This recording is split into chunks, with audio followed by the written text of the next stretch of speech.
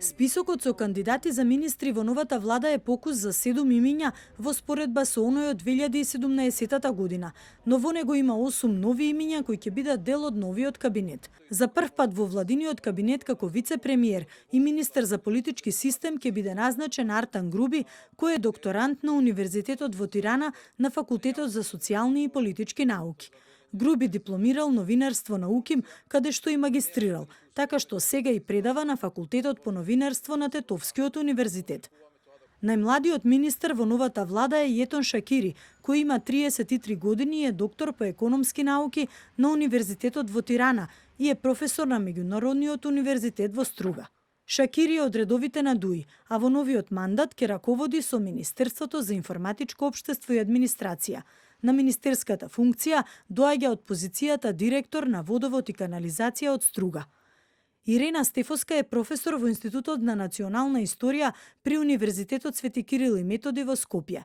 Воедно Стефоска е граѓанска активистка, пратеничка и председателка на Комисијата за култура во претходниот собранински состав. Во биографијата на новиот министер за правда Бојан Маречик, осем дипломата од правниот факултет на УКИМ, се запишани и 2 магистратури во Лондон и во Амстердам. Неговата политичка верификација следува во 2017 година, кога во новата влада беше назначен за посебен советник за евроатлантски интеграции на премиерот Зоран Заев, пошто активно се вклучува подоцна и во преговорите за постигнувањето на Преспанскиот договор. Благој Бочварски, кој е актуелен градоначалник на Штип, ќе го предводи Министерството за транспорт и врски. Тој е дипломиран инженер-архитект.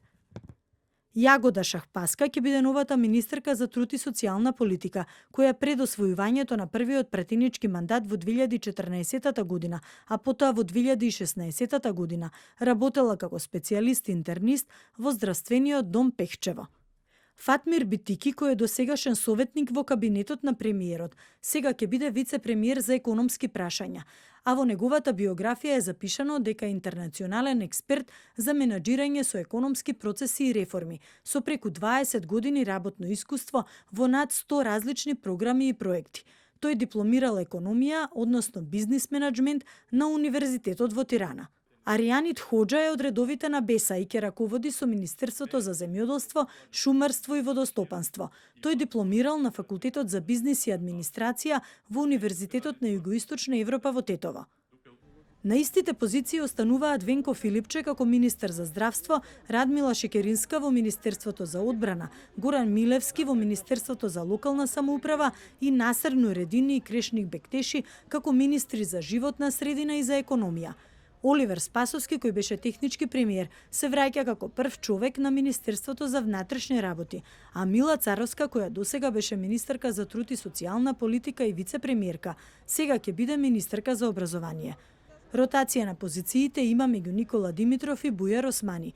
Димитров ќе биде начело на секретаријатот за европски прашања, а Османи ќе биде министер за надворешни работи. Во владата се враќа и Љупчо Николовски, кој во периодот од 2017 до 2019 година беше министер за земјоделство, пред да биде избран за генерален секретар на СДСМ, а сега ќе биде вице-премиер за борба против корупција и за одржлив развој и човечки ресурси.